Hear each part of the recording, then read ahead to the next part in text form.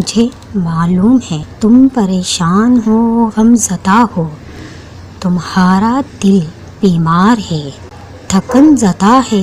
آزمائش کی شام طویل ہو چکی ہے کہ اب تم طویل سحر سے مایوس ہو چکے ہو۔ تم نے بہت دعائیں مانگی ہیں مگر حالات کی سختی تمہیں ان کی قبولیت سے بے نیاز بنا دیا ہے۔ تمہیں خود سے نفرت ہوتی ہے کیونکہ تم خود کو خدا سے اب جوڑ نہیں پاتے۔ تمہیں اپنے آپ پر غصہ آتا ہے کیونکہ تم دعائیں پہلے جیسی تڑپ و لگن سے نہیں مانگ پاتے۔ رد ہو جانے کا احساس اتنا شدید ہوتا ہے کہ دعا مانگنے کے جذبے پر غالب آ جاتا ہے۔ مجھے معلوم ہے کہ تم بے بسی محسوس کرتے ہو، لیکن میں بتاؤں اس میں کچھ برا نہیں۔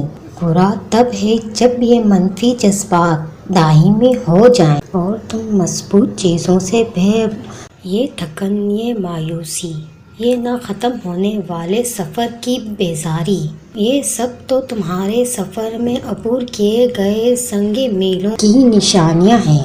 یہ تو تمغے ہیں جو بتاتے ہیں کہ تم اتنا سفر اپنی تمام تر کم ہمتی کے باوجود بھی طے کر چکے ہو۔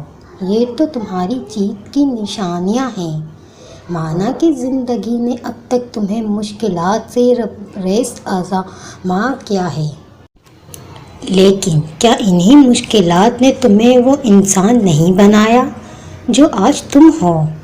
پہلے سے بڑھ کر باشعور، باہمت، حوصلہ مند اور دعاؤں پر یقین کرنے والا۔ ہاں، تمہیں اب بھی دعاؤں پر یقین ہے، چاہے تم اسے لاکھ جھٹلا لو۔ کیا آج بھی تم ان لوگوں سے دعاؤں کی درخواست نہیں کرتے جن کی دعاؤں کی قبولیت پہ تمہیں یقین ہے؟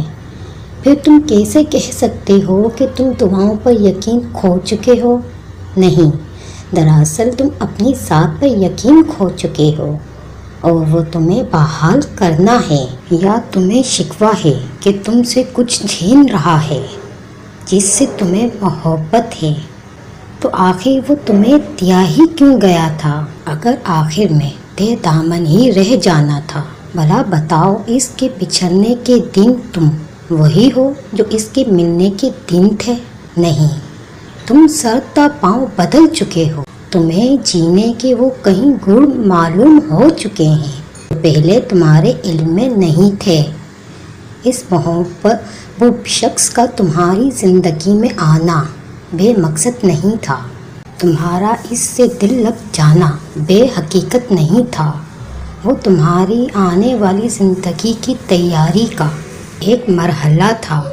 تم نے اس سے منزل جان لیا، ٹھیک ہے، کوئی بات نہیں، ہم سب غلطیاں کرتے ہیں، لیکن اب جب تمہیں علم ہو ہی گیا ہے کہ وہ منزل نہیں، سفر کا ایک پڑاؤ تھا، تو آگے نہ بڑھنا، ضد باندھ لینا، سر تسلیم خم نہ کرنا، یہ تمہارا گناہ بن سکتا ہے۔ خود کو گناہ گار نہ کرو اور آگے چل پڑو۔ خوشیاں، حقیقی و پائیدار خوشیاں خراج مانگتی ہیں، ویسے ہی جیسے ہر قیمتی چیز کی ایک قیمت ہوتی ہے۔ تم اتنا دور نکل آئے ہو، اس سفر میں اتنی مشکلات کاٹ لی چکے ہو، تو اب ہمت نہ ہارو۔ بھلا اس شخص جیسا بھی کوئی نہ سمجھ ہوگا جو خون پسینے سے قیمت تو چکا دے مگر مطلوبہ شے حاصل کیے بنا ہی پلٹ جائے؟ یقیناً نہیں۔ اٹھو کہ سفر اب اختتام کو ہے۔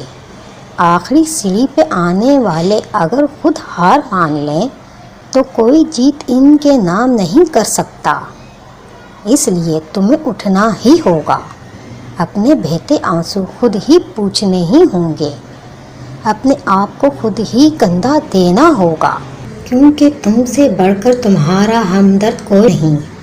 تم اپنی طاقت کا سرچشمہ خود ہو اور تمہیں وہ طاقت و ایجاد کرنے والی ذات خدا کی ہے۔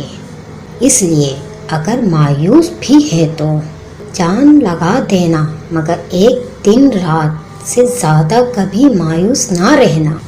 پھر دوبارہ عزم و یقین کی جد و جہد کر کے واپس خدا کے پاس لوٹ آنا کہ اے رب تو جہاں میرا تیرے سوا اور ہے ہی کون، تجھ سے منہ موڑ کر میں بھلا کس کے پاس پناہ تلاشوں گی، کون ہے جو مجھ سے میری تمام تر خامیوں کے باوجود بھی تیری طرح محبت کرے گا، تیرے سوا اور کس میں اتنا ظرف ہے کہ اس کی رحمت سے بار بار مایوس ہونے کے باوجود بھی جب کبھی میں اس کی طرف لوٹوں تو کبھی نہیں جتاتا اور ایک پکار پر لبیک کہہ کر مجھے سمیٹ لیتا ہے۔ سو اے رب العالمین مجھے کبھی خود سے دور نہ جانے دینا، میرے ہر راستے کو اپنی سمت موڑ دینا، اپنی ذات کو میرا محور اور میری منزل بنا دینا، تاکہ جب یہ دنیا مجھے تھکائے تو تیری یاد میں